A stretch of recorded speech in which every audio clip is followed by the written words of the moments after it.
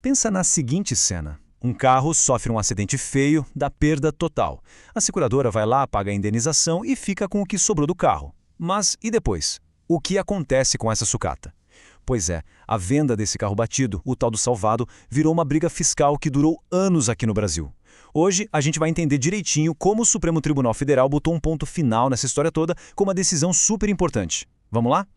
A grande dúvida, o que dividiu empresas e o governo por tanto tempo, era essa aqui. Quando uma seguradora vende os restos de um carro para um ferro velho, isso é uma venda normal? Sabe, uma transação comercial que deveria pagar imposto? Ou será que é outra coisa? Uma pergunta que parece simples, né? Mas a resposta foi bem complicada de achar. Para a gente conseguir entender por que essa pergunta deu tanto pano para manga, vamos acompanhar a jornada de um carro desde a batida até a venda das peças que sobraram. Então, o processo geralmente é bem direto, né? Primeiro acontece o acidente. Aí o dono aciona o seguro, declarando perda total. A seguradora, por sua vez, paga 100% do valor do carro para o segurado. A partir daí, a carcaça do veículo, o salvado, vira propriedade da seguradora. E é o último passo que gerou toda a confusão.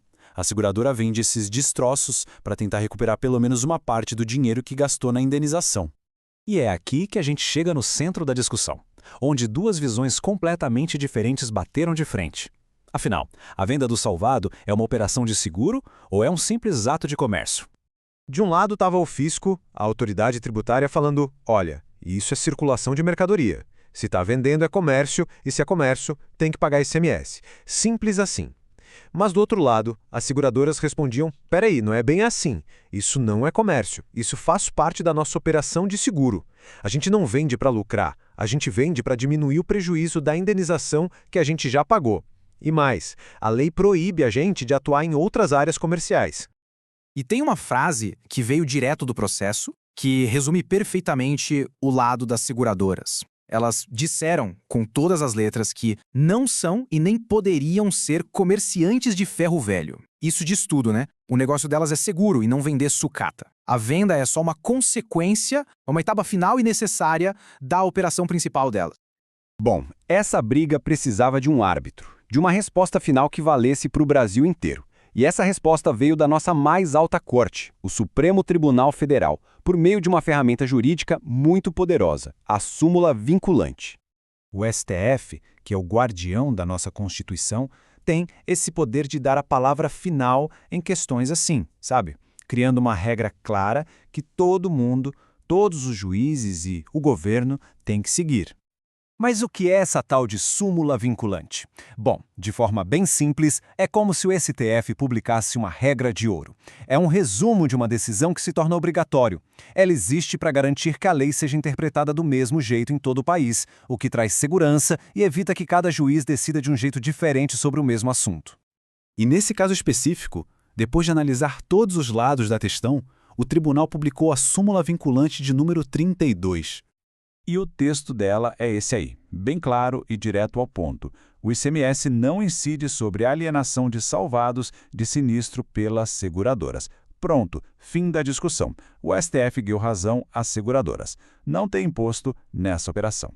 Mas por quê? Qual foi o raciocínio do tribunal? Basicamente foram 4 pontos. Primeiro, a venda do salvado faz parte da operação de seguro. Segundo, não é uma atividade comercial que busca o lucro. Terceiro, o único objetivo é recuperar uma parte do que foi pago na indenização. E quarto, e muito importante, a própria lei não deixa as seguradoras fazerem outro tipo de comércio. Ou seja, a conclusão é, não é comércio, é uma consequência do seguro.